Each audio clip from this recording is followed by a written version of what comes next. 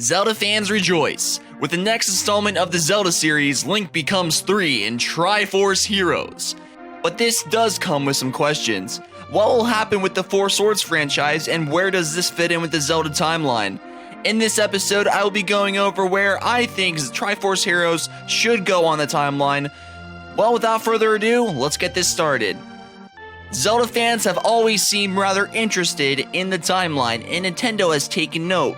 With the handy-dandy Hyrule Historia, every Zelda game is chronicled in order. But wait, not every Zelda game is in here. Is that because this book isn't automatically changing like a Wikipedia page? Well, yeah. It is up to us, the fans, to correlate the timeline to the newer games and speculate until the next version of the timeline is released. The timeline starts at the Legend of the Gods in the Hero of Time saga. This includes the adventures of Skyward Sword, the Minish Cap, Four Swords, and Ocarina of Time. This is basically the beginning of Hyrule and the introduction of the evil villains, and Triforce Heroes is most likely not part of this section, so let's move on. After Ocarina of Time, this is where the timeline gets confusing. This game is a pivot point of the timeline and is a very important step to figure out where we are going to place this new game. If Link is defeated by Ganon in Ocarina of Time, the path alters into the decline of Hyrule and the last Hero Saga. This path leads through a Link to the Past and ending at the Adventures of Link. If Link defeats Ganon, then returns to a child, the timeline will shift through the Twilight Realm and the legacy of the Hero Saga. This is where Majora's Mask begins and ends at Four Swords Adventures, or Hyrule Warriors if you're looking at a fan-made timeline. Last but not least, we have the Hero of Winds and a New World Saga, where Link defeats Ganon and stays as an adult.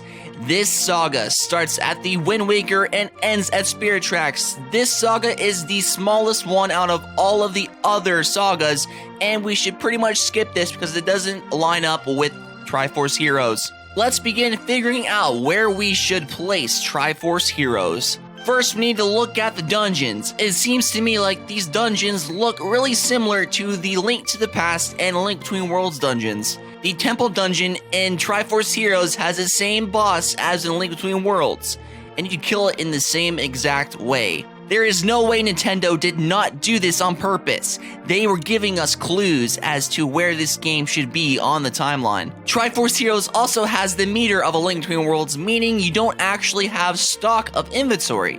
You use up meter space with each item use. Once you run out of meter space, you cannot use an item again until it gets restored.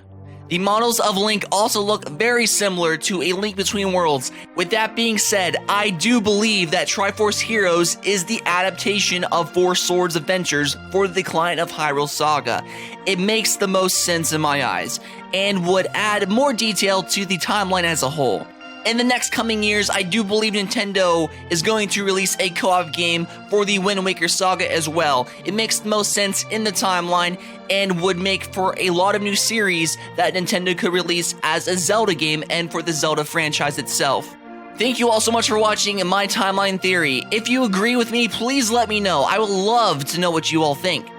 If you like this video, please give me a thumbs up. Like you want to see more of my videos, please subscribe. Thank you all so much for watching, and I will see you all in the next one.